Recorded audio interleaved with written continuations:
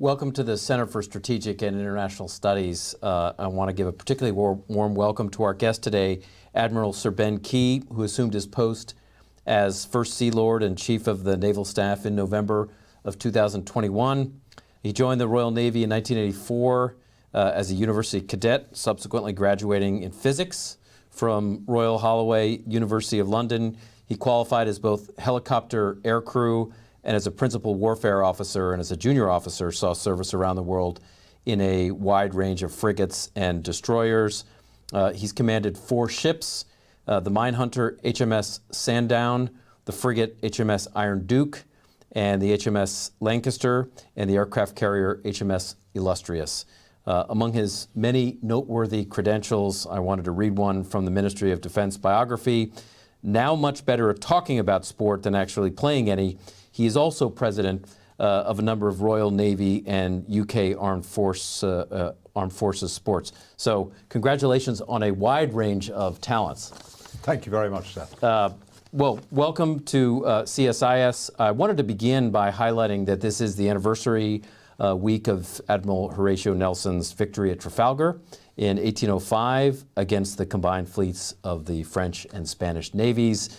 How are you celebrating the Royal Navy victory? Well, obviously we'll be doing it modestly, quietly, as we do every year, but actually recalling not just one of the greatest admirals, I think, that ever plied our trade and recognised as such around the world, but also just understanding the brutality and humanity of war at sea, what that means, its defining nature. And I think sometimes it's good for us just to pause and reflect upon some of the truths that were evident then that apply for today and into the future. We're not shackled by our history in the Royal Navy. We're very proud of it.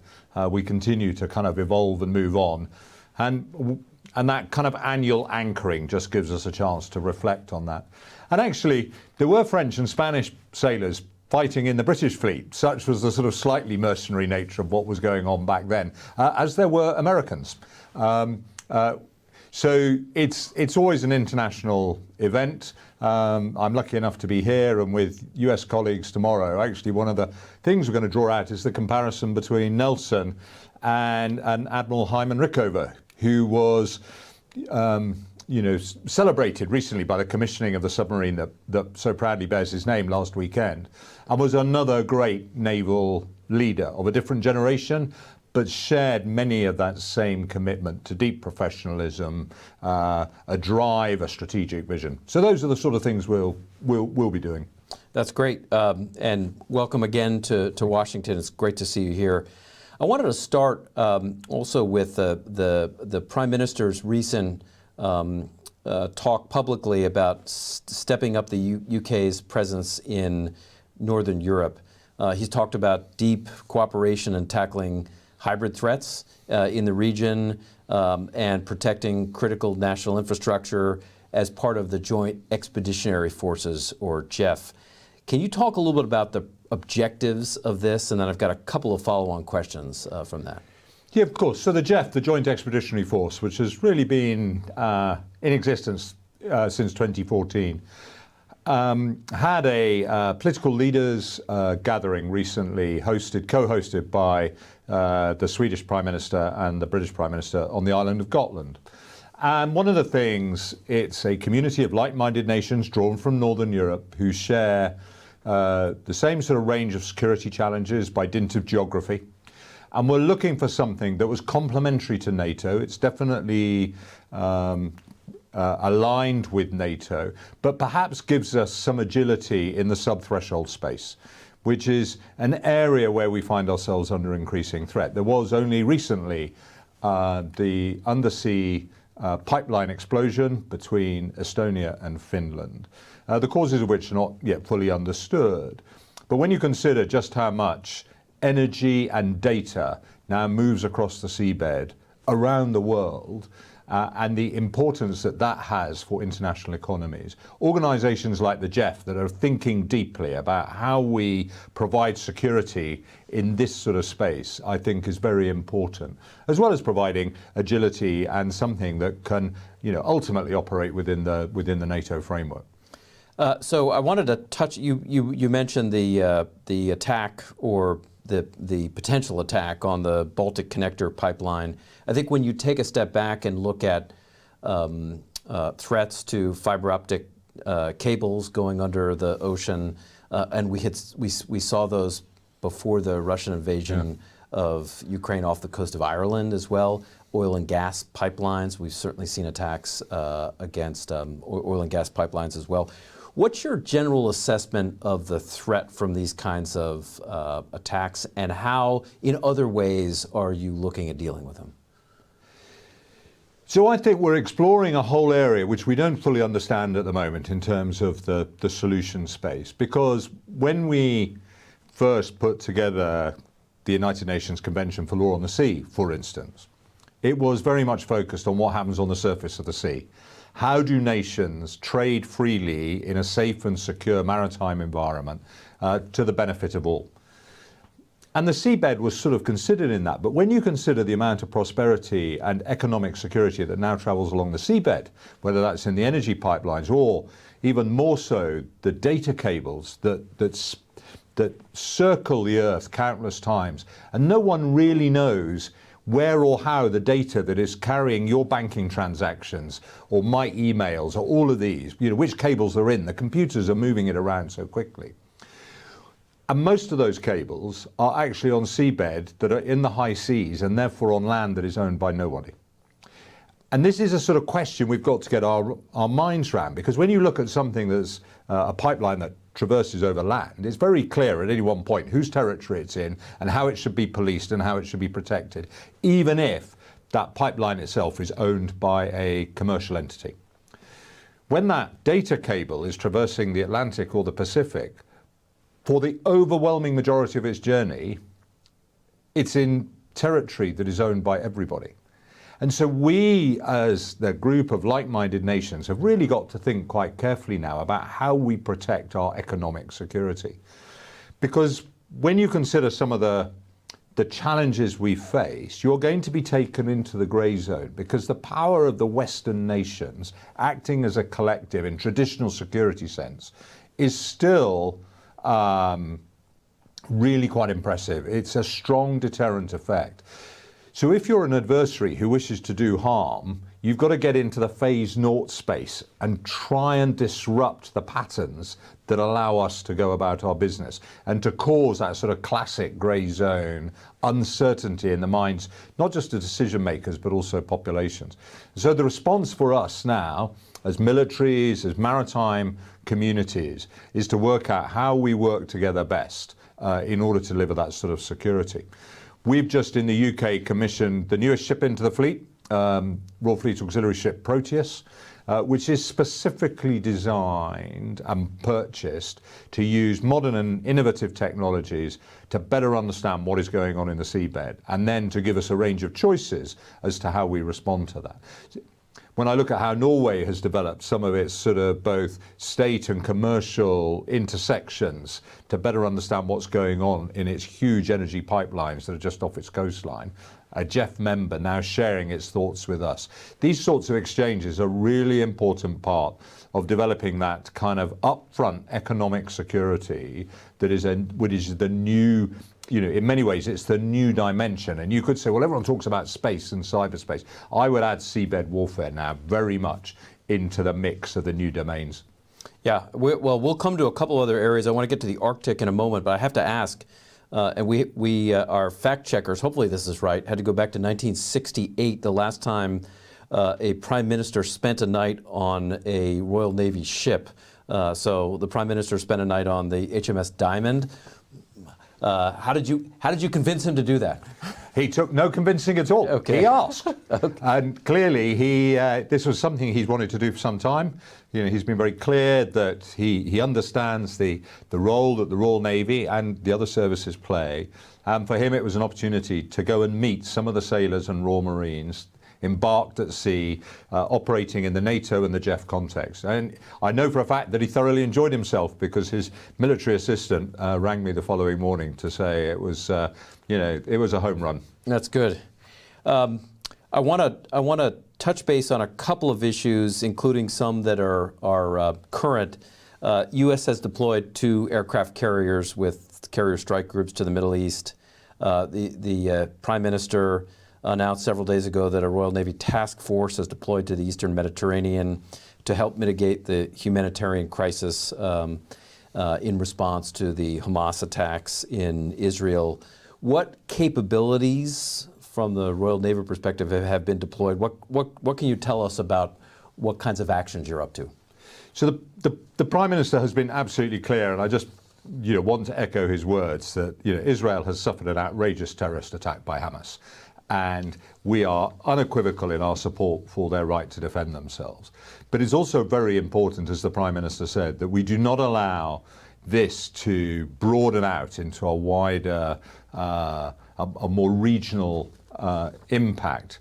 And so, alongside the US and other partners, the role that these ships have is to help provide a sense of stability into the region, to deter other actors from potentially extending the instability, and, if necessary, to provide humanitarian and other support to the Israelis should they ask for it.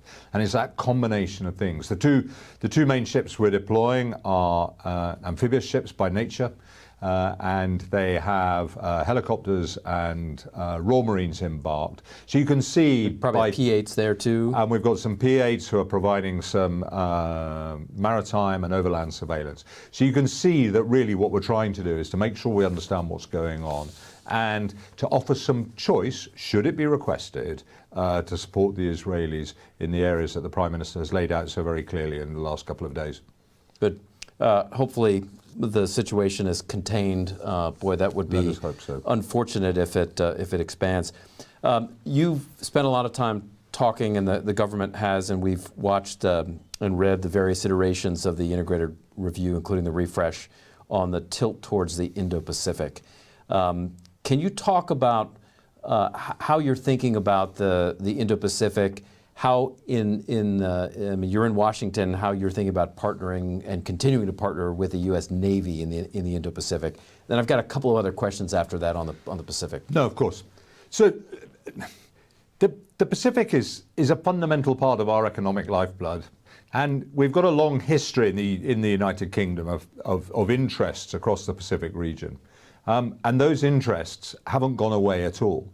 And when you consider the way that the global economic order is growing faster and being driven more by Southeast Asian nations than almost anywhere else, it's really important for us to have a presence, to understand what's going on, and to work alongside our allies and partners in the region: US, Australia, Japan, Korea, the ASEAN nations, India, to ensure safe and secure seas from a naval point of view, so that people can go about their lawful business, which in our case is, prosperity and economic trade, because that's what we all, in our interconnected world, that's really important. There are some in the United Kingdom who, offer a view that actually we're a Euro-Atlantic country, and that's where we should focus. And NATO is absolutely core to our security structure, and we've got challenges going on in Southeast Europe with the war in Ukraine at the moment that we're absolutely not taking our eye off the ball. But we can't ignore the Pacific, and even if we felt that we could just stay at home, Pacific countries are coming to our part of the world as well. So you've got to acknowledge this truth about the multi-dimensional nature of the internet-connected world, and for us, therefore, to reach out.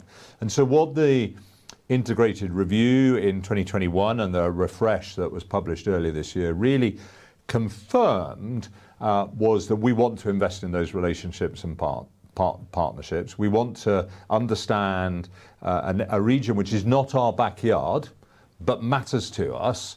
And if you want to do that, then you've got to stump up. And that's very much what we're doing at the moment.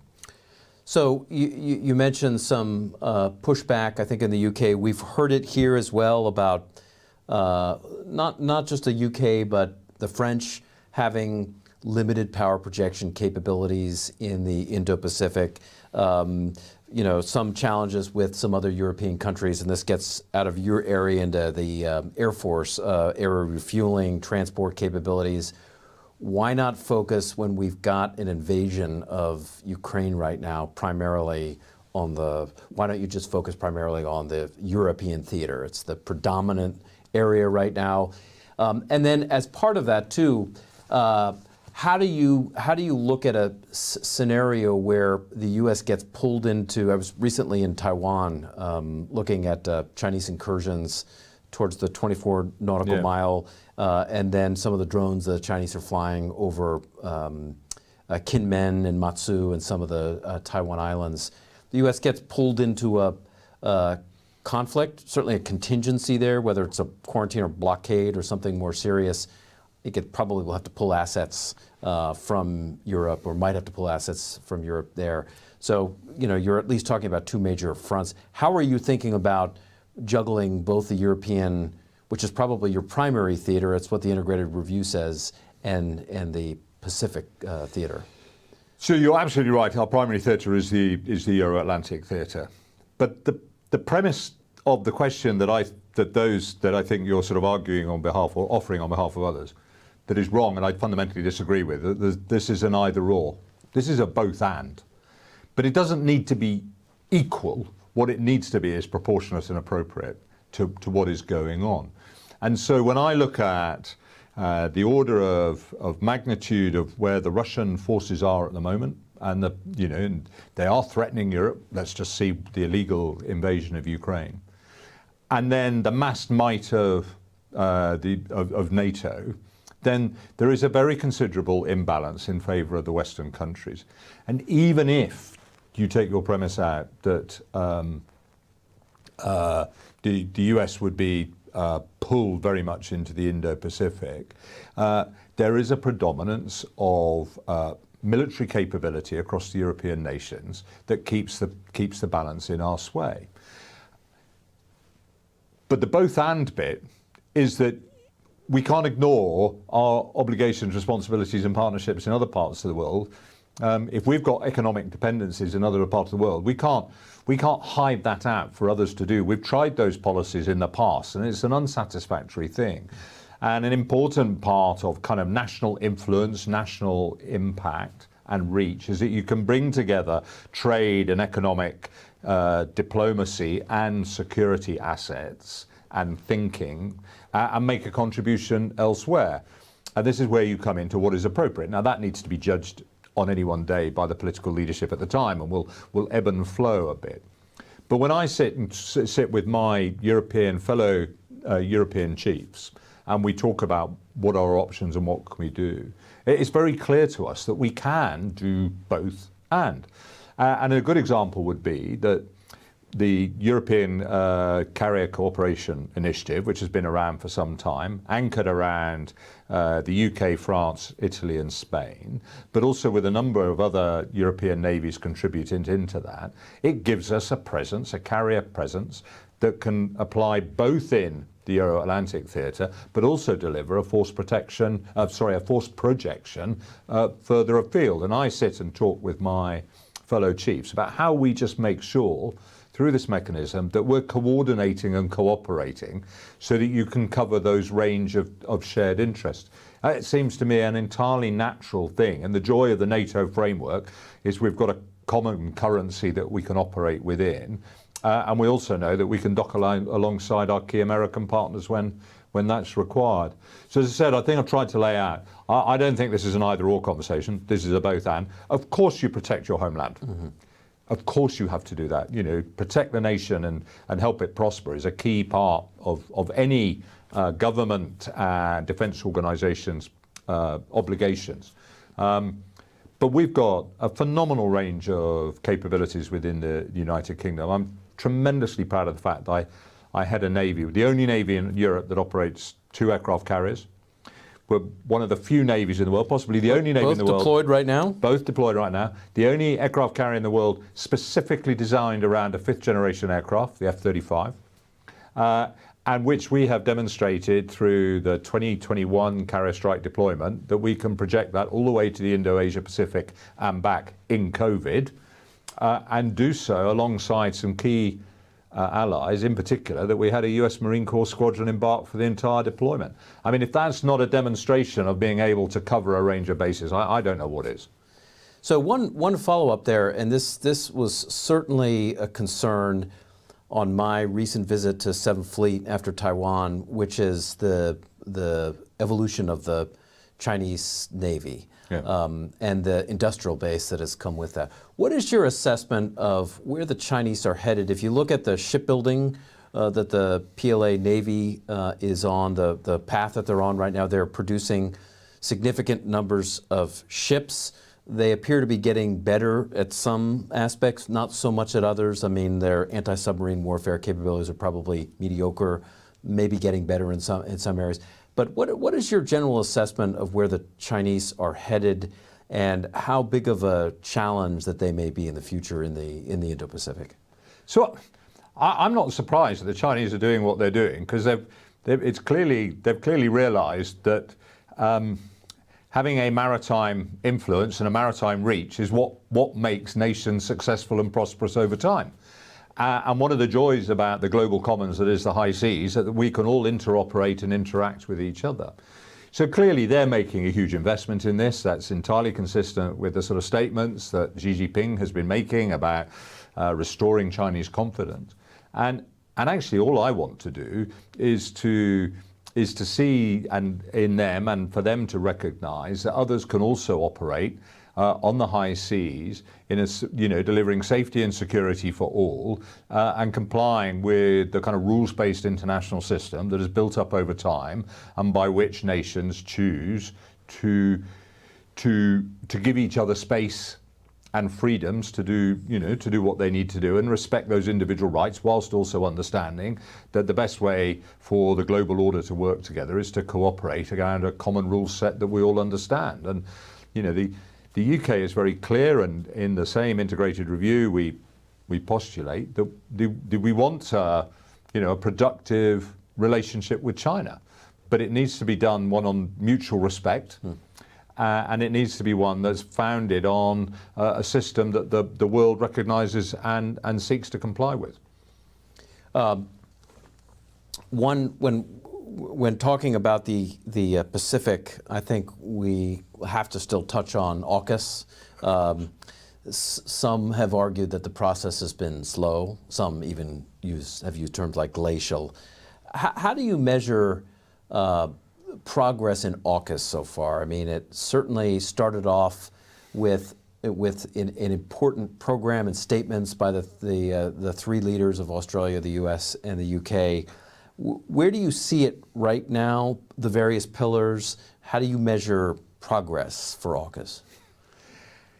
It's a fascinating thing that in this sort of modern world of instant gratification, something as strategic and as profound and multi-decade as AUKUS then suddenly has to deliver within 6 months of the leader's statement made in San Diego. Or less. Building a nuclear submarine takes many years. Creating the capability to build your own nuclear submarine from scratch, not surprisingly, takes a bit longer. And if I go back to our own experience, 1958, and the Mutual Defence Agreement, when the US very generously decided to share its nuclear submarine propulsion technology with us, it was another 11 years before we had our first deterrent submarine on patrol. And so when you look at those sorts of timescales, and yet some of the the additional complexity that is now involved, I don't think progress is glacial at all. I think what is being worked through at the moment is the hugely profound nature of the commitment that the Australians have made to become a nuclear submarine operating nation, and the commitment that the US and the UK have made to help them, whilst also delivering on our own major transformation programs. So under the bonnet, a lot of work is going on, and I think that people need to be really careful about what it is that they're trying to judge. Meanwhile, the Pillar 2 work, which is looking at hypersonics, electronic warfare, the implications of artificial intelligence, other investments in the underwater battle space, is piling on a pace. But of course, because that hasn't got a good snappy photograph, I mean, how do you take a photograph of AI? You can't. Those sorts of things get missed in the narrative. So I think AUKUS is a real strategic game changer. It is a phenomenal investment that is going to create a very different and positive strategic effect, but it's going to be hard work on the way. But the commitment so clearly underlined by President Biden, Prime Minister Albanese and Prime Minister Sunak when they spoke in San Diego early this year has set a very clear headmark for us to operate with. And alongside Admiral Franchetti as the acting Chief of Naval Operations here and Admiral Mark Hammond, the Aussie Navy boss, we've got our orders, and along with our broader nuclear community and colleagues, we're marching hard. One area that has certainly been challenging on the U.S. side as part of AUKUS, and I think what is an important step to try to encourage broader cooperation, including on the technologies that you mentioned, from artificial intelligence to hypersonics, is the foreign military sales and the International Traffic in Arms Regulation, or ITAR. The U.S., I would argue, is still operating on what I would call a peacetime environment. That is, when you look at Department of Defense, State Department, and then even congressional steps on ITAR, the bureaucracy is still complicated, probably overly complicated. The speed with which sharing of technology happens is still far too slow. Between the US and the UK, these are Five Eyes countries, same with the Australians. We share exquisite intelligence, I know from my time in government. Can you talk about, though, we've seen a little bit of at least talk with the National Defense Authorization Act on potentially giving blanket export control exemptions to the UK and to the Australians on artificial intelligence, on hypersonics, on quantum computing, and in a few areas. I'm not asking you to get involved in U.S. domestic politics, and I'm sure you would stay away from that anyway, but it would be helpful to hear your perspective on how helpful it would be to improve cooperation, whether it's for co-development, co-production, and other activities. There's also a no foreign element to some of this as well. So how helpful would it be, at least for the maritime domain, in improving cooperation? So we would seek as open an environment as possible, and that in a completely two-way basis. Because fundamentally what we want to be able to do is to move quicker, with a quicker speed of thought, a quicker speed of action, a quicker speed of development than those who would wish us harm. And we have to be very careful as to what it is that you want your rules environment to achieve. If your rules environment is to prevent your adversaries from getting in and seeing what it is, and that's probably realistic. If your rules environment is to allow you a competitive edge in a different way, then I would question whether that's really enabling what matters to us all, which is to try and ensure a security framework that works for the majority into the future. There's a famous book, well, it is for just about anybody who goes through the British Staff College system, called Rules of the Game, written as an examination of what happened between the Battle of Trafalgar and the Battle of Jutland in the history of the Royal Navy. And what the author postulates is that in long periods of peace, the regulators predominate, and in war, rat catchers predominate. And if you take the basis that at the moment we are in as contested an environment as we have been in for many decades in terms of kind of the global order and the uncertainty that we do, then we want rat catchers to start predominating and the regulators to be taking a back step. And we just need to be really careful that we've got that balance right.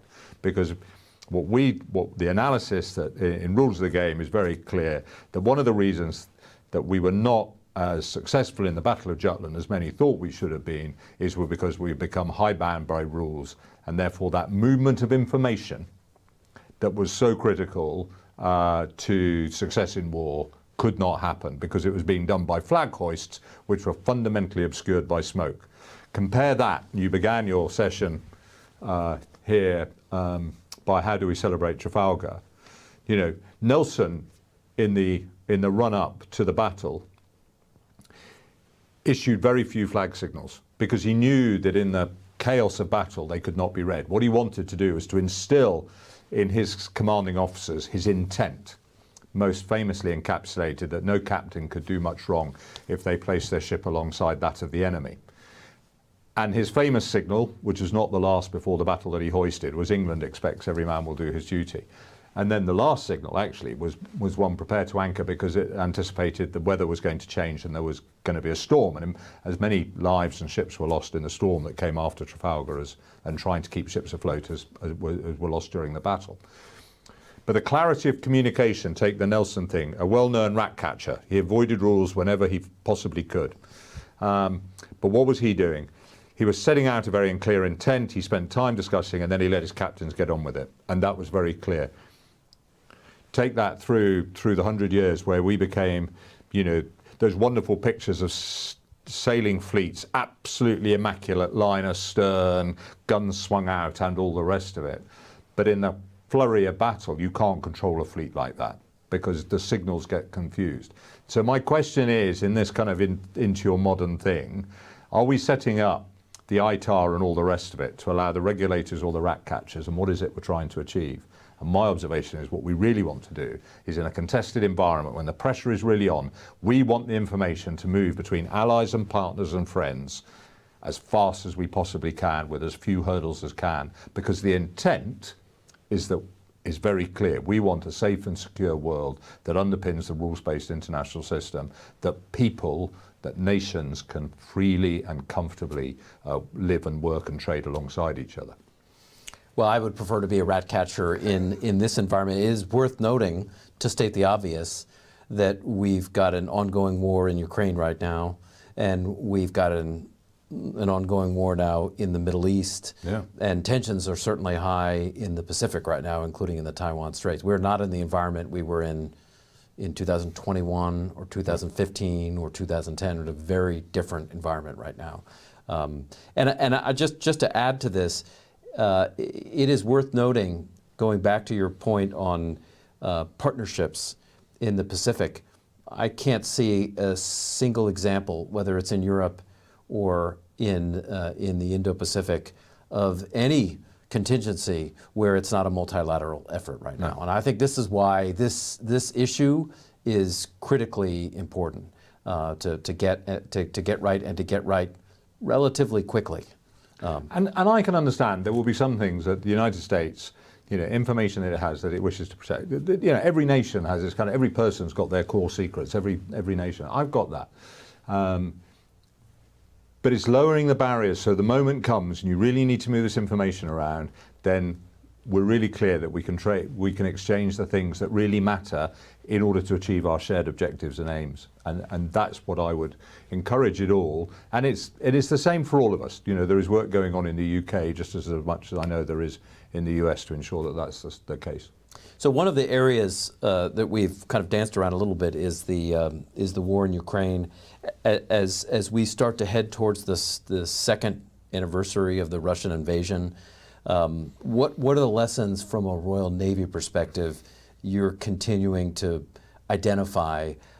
Just even watching somewhat recently, much of the focus has been on the land war, but we've seen a lot of activity, including on the Ukrainian side, of striking Russian naval targets in and around Crimea and Sevastopol. But more broadly, whether it's activity in the Black Sea or other locations, what are some of the lessons you're looking at right now coming from Ukraine?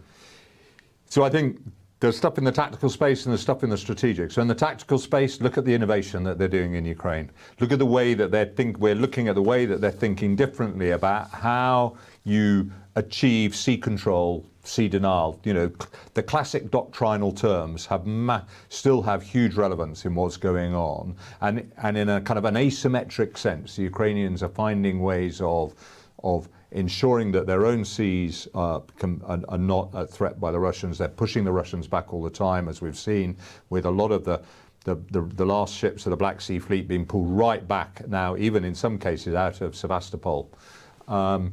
So that's really good. And what does that mean for us, both in terms of how we achieve effect, but also what could be played against us and how do we defend?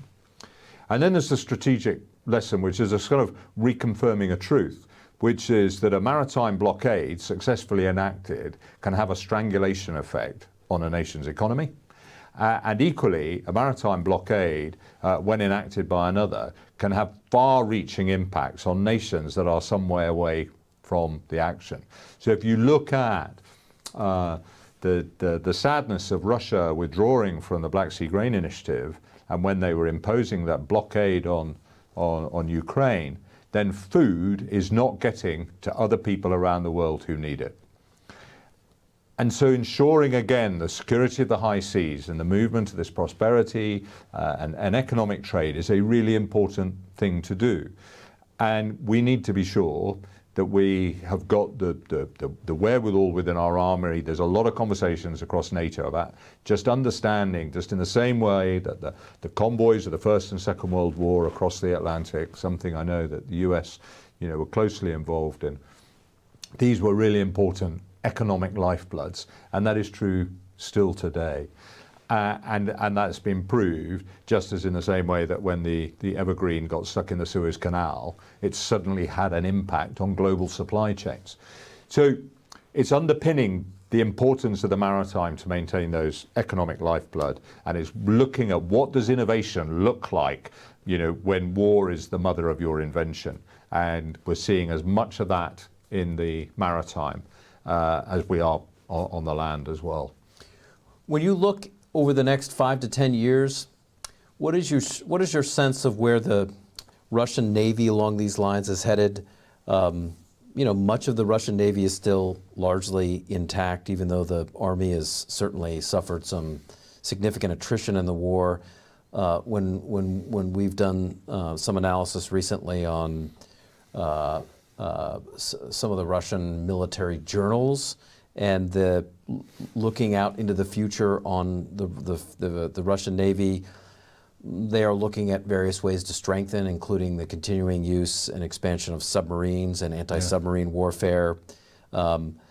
NATO continually in Russian documents is the major threat that the Russians sort of lay out in the foreseeable future. They've announced a desire to create 5 naval infantry brigades for naval coastal troops based on existing naval infantry brigades. So I'm just wondering, as you know, there are some in the U.S. that will sort of axiomatically look at the Indo-Pacific and China as really the only theater that matters, even though there's a war right now. How concerned should people be aware of where the Russians may be headed?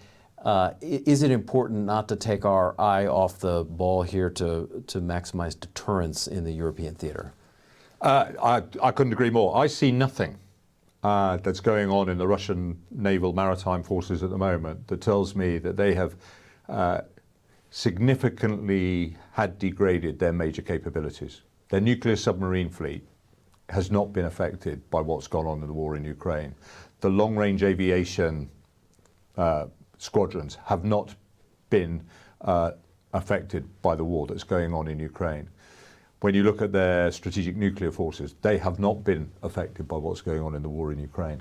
And so their ability to offer a very real threat to NATO, to Western forces, is absolutely there. And of course, if you're Russia, and you now look at what's happened to your army, the length of the border with NATO that you've created because of the accession of Finland in to join, the way that Putin, rather than dividing NATO, has kind of strengthened and brought it together, then you're not going to try, I don't think, in the next few years, anything that looks like a sort of territorial push across the border into Europe. But what you are going to try is to continue to try to threaten us and hold us at risk in a number of hybrid, deniable, or sort of phase naught areas where very quickly you can deliver some sort of impact that destabilizes our confidence in ourselves. And you can think through all end of that. You know, the Russian underwater research program, GUGI, is still alive and well. And we talked earlier in this about the Jeff and the importance of those the importance of those pipelines. So if you want to achieve some sort of asymmetric effect, then Russia's got a considerable number of tools that are available to do so. And I think we've got to be very careful that we don't spend half our time, a lot of our time talking about the importance of grey zone activity, asymmetric threat, hybrid attacks and all the rest of it, and then suddenly go back to a straight conventional conversation where you just count up everything and say, well, look at the mismatch, therefore it's over. Because you're kind of ignoring how the things that exist, what it is that they actually offer. And so I think we would be negligently complacent if we determined that there was not risk being applied to us into the future from what is still very capable parts of the Russian inventory, even if their holistic capabilities have been so significantly degraded by Putin's actions. So where does the Arctic sit for you along these lines? We've seen the Russians recently send crude oil on non-ice class tankers through the Arctic. We've seen them recently in the last few days ship nuclear fuel across the northern sea route on a cargo ship that's not even specialized in the transport of nuclear fuel. So some risks involved, including environmental risks in taking some of these steps. How would you characterize both climate change here and kind of where competition is evolving in the Arctic? So I find it very interesting that as we see the Northern Sea routes opening up for much greater parts of the year than we've traditionally seen, and depending upon the kind of the documentation you read and the scientific predictions, you could find those routes being open for half the year quite soon, which would be fascinating. Russia is clearly both very interested and very concerned because it's trying to invoke a whole bunch of domestic law that says nobody else can go through there, even though the high seas rules are really clear. And I also look at the investment China, which is not an Arctic-facing country, is making in icebreakers and the like. So I think we have to be really clear that there is a major shift going on because of the effects of climate change in opening up economic sea routes, which very quickly could become the fastest way of moving from the Pacific to the Atlantic and back. And when they open up, what does that mean, say, for the movement of mass fishing fleets? What does that say for how people may start to run export routes which are less well known? It brings a different sort of sense of some of the choke points of the world into it, and we need to pay attention to that. Very much so. The UK published a Arctic and High North strategy policy document in the last couple of years, which recognises both our obligations and responsibilities in that area as a kind of responsible neighbour to it, even though we're not on the Arctic Council itself. And we need to be really clear that if we were to just sort of sit there and think this is how it has always been, then we're missing one of the more rapidly changing aspects of maritime, of maritime movement, I think. One final question that comes from one of the individuals who's written in is and I think we'll make this the last question, is looking towards the future, what role do you see advanced technologies playing? We've talked a little bit about this, but when it comes to the role of artificial intelligence, for example, or unmanned or uncrewed systems, could be air, could be surface, could be subsurface in the evolution of maritime operations. Was out visiting a major U.S. defense contractor and looking at one of their unmanned or uncrewed systems that has the capability to fly off an aircraft carrier on its own, to collect a range of information, and to then return to the aircraft carrier without someone necessarily even using a joystick, which is the way we obviously operate most of our MQs, for example, MQ-9s. How do you see the future technology and systems evolving in the Royal Navy? So I think we're relentlessly curious about it. We've got a number of small kind of entrepreneurial cells set up, looking into the digital space, looking into the emerging technology space. deliberately given a range of freedoms to go and explore what's out there and to think about it. And then we've got another group, thinking about, okay, if we spot something good, how do we scale that up and actually bring it, properly into service? We've just commissioned or brought into service an experimental vessel, the Patrick Blackett, named after the only naval officer in the world to win a Nobel Prize for physics. And that's very much designed to explore, the autonomous opportunities that we can pull together.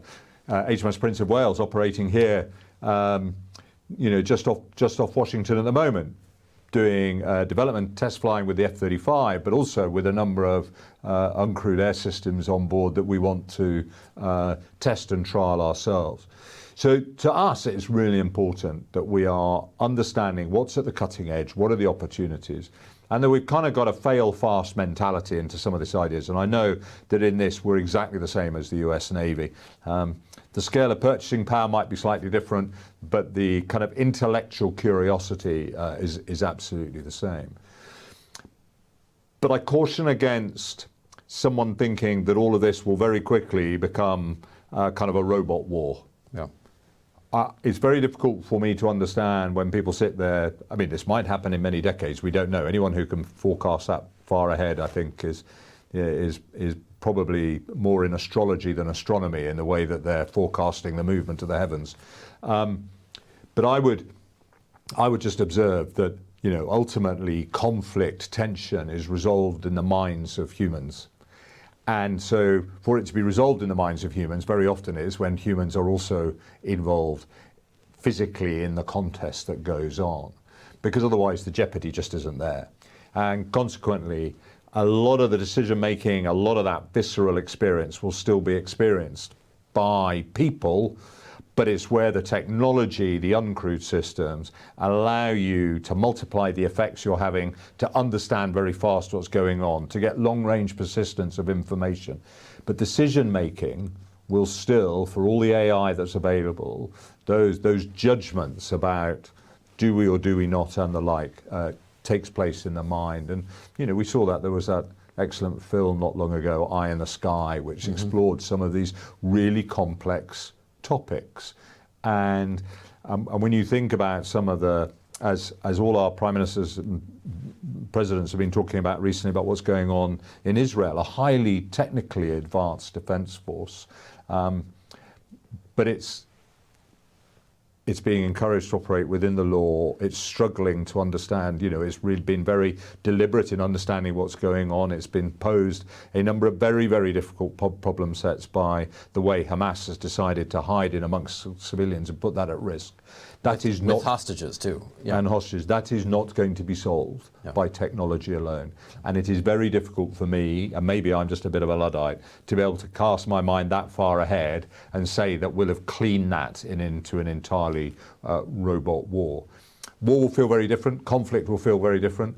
It's impossible to predict how the technologies will emerge. We have an obligation to create an environment as service leaders to make sure that we can exploit those opportunities as they arrive, and to give the talent of our young men and women a chance to really kind of be intellectually curious about it. But this is complementary stuff. This isn't replacement. Well, thank you very much for taking the time to be here. Before I conclude this, I have to say that I did not ask you some particularly difficult questions. I stayed away from predictions on English rugby, for example. But in all sincerity, thank you so much for coming again to the Center for Strategic International Studies. Thanks also for the strong U.S.-UK partnership on the high seas, in general, in the Houses of Commons and Congress here, just across the board in our executive and legislative branches. Really appreciate the special relationship. So thank you for coming here again. Thank you very much. It's a pleasure and a privilege to be here. Great. Great to have you.